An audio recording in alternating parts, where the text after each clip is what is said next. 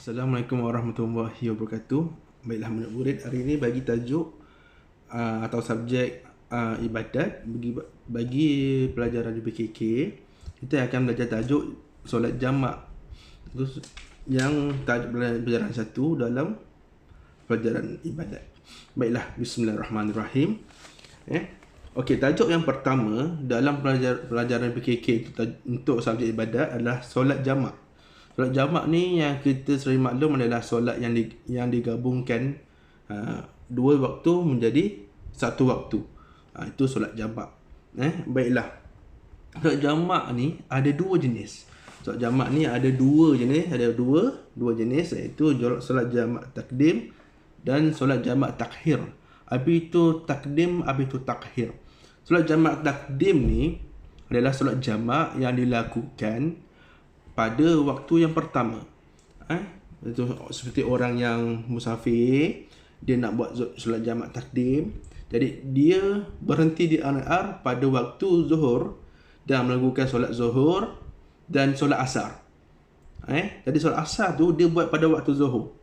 Lepas solat zuhur, kalau dia buat jamak kasar 2 rakaat lah. Lepas salam solat zuhur yang rakaat kedua tu, dia pun sambung untuk solat asar 2 rakaat juga yang dijamakkan dan dikasarkan. Itu jamak takdim, iaitu solat pada waktu kedua dimasukkan pada waktu pertama. Okey. Kalau solat jamak takhir pula, jamak takhir ni pula solat waktu yang kedua masuk ke dalam solat waktu yang pertama, masuk ke dalam solat waktu yang kedua. Seperti tadi, kalau asar buat pada waktu zuhur, kalau jamak takhir ni zuhur tu dia tak solat. Dia tak solat zuhur pada waktu zuhur. Jadi dia drive tu, musafir tu, dia waktu zuhur dia tak berhenti pada RR ataupun dia tak dapat berhenti, dia pun pada waktu asar tu dah masuk waktu asar, barulah dia berhenti untuk solat asar dan lepas tu dia buat solat zuhur. Tapi itu dinamakan solat jamak takhir, iaitu solat jamak pada waktu pertama dibuat pada waktu yang kedua. Jadi jamak takhir ni perlu buat waktu tu dululah. Nabi sebut solat jamak ni buat waktu tu dulu, baru waktu yang tadi. Jadinya kalau zuhur buat pada waktu asar, solat asar dulu dibuat dan solat zuhur lepas tu. Itu jamak takhir. Itu solat pada waktu pertama dilakukan pada waktu yang kedua. Itu namanya solat jamak takhir. Jadi kita faham sekarang solat jamak ada dua. Solat yang digabungkan ni ada dua jenis, jamak takdim dan jamak takhir. Jadi jamak takdim, solat waktu pertama dibuat pada waktu digabungkan dengan waktu kedua pada waktu pertama. So jamak takhir, solat waktu kedua dan solat waktu pertama tu dibuat pada waktu yang kedua. Itu solat jamak takdim dan takhir. Okey, kita buat ingatan sikit. Solat jamak ni adalah solat yang dipanggil ruksah dan diberi kemudahan untuk orang yang musafir ataupun beberapa sebab yang lain sebagai kemudahan untuk solat. Jamak ni digabungkan. Okey. Solat jamak ni bukannya zuhur yang asar saja. Yang kita sering maklum, solat jamak ni juga antara maghrib dan isyak. Cuma solat subuh saja yang tiada jamak dan tiada dikasarkan. Solat maghrib dan solat isyak pun boleh dijamakkan sama ada jamak takhir ataupun jamak takdim. Kalau maghrib dan isyak pula, kalau jamak takdim, solat isyak dibuat pada waktu maghrib. Solat maghrib dulu, selepas itu dia pun solat isyak 2 rakaat. Kerana apa? Jamak kasar. Kasar tu pendek kan. Jamak gabung, kasar pendek. Kalau jamak takhir pula, solat maghrib dibuat pada waktu isyak. Jadi akan solat isyak dulu, baru solat maghrib pada waktu isyak. Ni contoh kalau orang tu waktu maghrib tu dia tak dapat berhenti, untuk solat, dia boleh. Dia solat pada waktu isyak, tapi buat isyak dulu baru waktu maghrib. Itu dinamakan jamak takhir. Okey. Seterusnya, solat kasar. Ini kasar. Kasar ni pendek, dipendekkan. Tapi hanya boleh solat kasar ni pada waktu yang 4 rakaat saja. Iaitu Zuhur, Asar dan Isyak. Maghrib tak boleh. Kalau dah Maghrib tu 3 rakaat, takkan kita nak solat 1,5 pula kalau dah pendek separuh. Jadi kalau 4 rakaat, 4 jadi 2 rakaat. Jadi solat kasar ni pada maksud istilah adalah memendekkan solat yang 4 rakaat kepada 2 rakaat. Okey, apa syarat-syaratnya? Apa syarat solat kasar? Apa syarat orang yang boleh pendekkan sembahyang tadi tu? Yang pertama, bermusafir untuk tujuan yang baik. Jadi orang tu musafir untuk tujuan yang baik, dia boleh. Yang pertama, iaitu bermusafir untuk tujuan yang baik. Yang kedua, jarak perjalanan melebihi daripada 2 marhalah ataupun 89 km. Kerana satu marhalah bersamaan dengan 45 km lebih kurang. Jadi bila dah 2 marhalah jadi 90 lah, ataupun 89 km. Okey. Kalau bawah daripada tu boleh tak? Tak boleh. Bawah daripada 89, bawah daripada 90 km tak boleh. Paling kurang dia 89 km. Kalau 88 boleh tak? Tak boleh. Kalau 89 boleh, 90 pun boleh. Kenapa ulama banyak ambil 90? Kerana mengambil lebih sikit untuk lebih afdal lah. Okey. 3. Solat yang boleh dikasarkan hanya solat Zuhur, Asar dan Isyak saja. 3. Maaf saya. 3 Zuhur, Asar, Isyak saja. Yang boleh dikasarkan, dipendekkan. 4. Niat kasar perlu dilakukan dalam takbiratul ihram. Jadi bahasa takbir itu baru niat. 5. Tidak boleh berimamkan dengan imam yang solat sempurna. Bila kita solat kasar, awak tak boleh jadi makmum pada orang yang solat yang 4 rakaat. Kalau solat 4 rakaat ni dipanggil solat tamam, solat yang sempurna. Jadi kalau awak musafir, lepas tu awak nak jadi makmum pada orang yang solat 4 rakaat, boleh tak? Boleh kalau awak solat tamam juga, solat sempurna 4 rakaat juga. Tapi kalau awak buat kasar, nak 4 jadi 2, boleh tak jadi makmum pada orang yang solat 4 rakaat tu? Tak boleh. Sebab dia buat 4, awak buat 2. Takkanlah nanti dia tayat awal, awak dah tayat akhir. Jadi tak boleh. Mesti awak, imam awak tu pun juga orang yang melakukan solat kasar. Baiklah, yang kelima. Yang keenam, masih bermusafir sehingga selesai. Jadi perjalanan, semasa musafir ni boleh lah. Masa musafir, masih dalam perjalanan lagi urusan. Tapi kalau awak dah berada di tempat, dah sampai ke tempat tu, dan awak duduk di sana melebihi 3 hari ataupun lebih seminggu, ada 2 pendapat. Ada ulama kata kalau musafir tu, kalau tak tahu berapa hari kat sana, maksimum 7 hari boleh solat jamak kasar. Tapi kalau contoh awak tahu awak kat sana lebih 3 hari, awak tahu aku kat sana, aku melancong ni memang lebih 3 hari kat tempat tu. Jadi bila awak hanya boleh musafir sepanjang perjalanan saja. Bila awak dah sampai ke tempat tersebut, dah sampai ke tempat, contoh saya nak daripada Johor nak pergi Kelantan. Johor di Kelantan, saya tahu saya akan bercuti di Kelantan 5 hari, lebih pada 3 hari. Maka saya dah sampai ke Kelantan tu, boleh tak saya kat sana tu buat solat jamak kasar? Tak boleh. Kerana saya tahu saya di sana melebihi 3 hari. Tapi kalau ke sana 3 hari je, maka bolehlah sepanjang 3 hari tu senang nak buat solat jamak kasar, boleh? Boleh. Tiada masalah. Ataupun orang tu dia pergi melancong ke Kelantan. Saya pergi melancong ke Kelantan, tapi saya tak tahu saya pergi sana berapa lama. Saya boleh buat solat jamak kasar tu paling lama 7 hari. Lepas hari ke-8 dan saya masih kat sana lagi, hari ke-8 tu saya sudah tak boleh buat solat jamak kasar lagi. Dah hanya boleh kena buat solat tamam, solat sempurna macam biasa. Baiklah.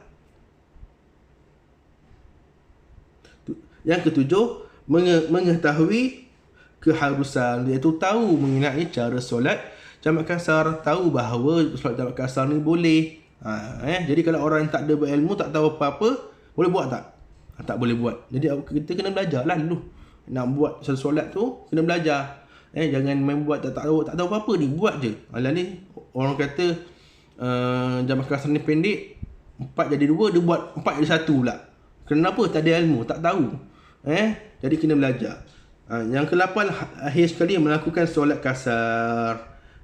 Jadi pendekkan ni mestilah niat tu solat jamak kasar. Jamakkan yang dikasarkan. Kalau jamak gabung tadi, gabung. Ada juga orang musafir, dia tak nak buat kasar, dia nak buat jamak saja. Boleh tak? Boleh, terserah. Tapi yang bila Allah bagi kemudahan, maka sebaiknya kita ambil lah. Ada juga orang buat yang nak buat 4. Dia buat zuhur 4, asar 4 pada waktu yang sama. Dia jamakkan saja, dia tak kasarkan. Boleh tak macam tu?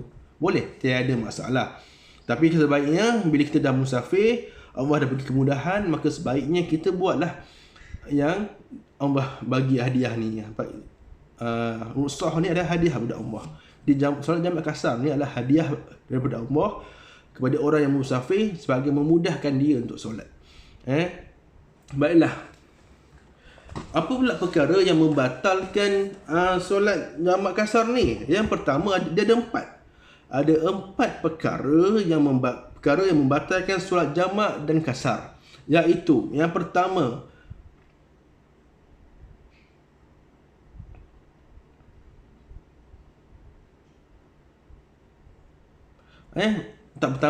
perpisahan yang terlalu lama antara dua solat.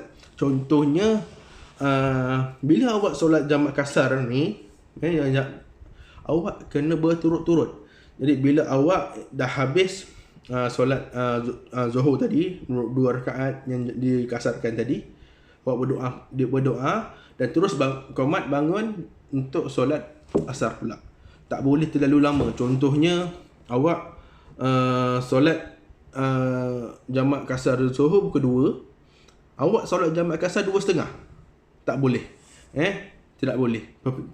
Perpisahan antara dua solat tu terlalu lama. Tak boleh. Okey.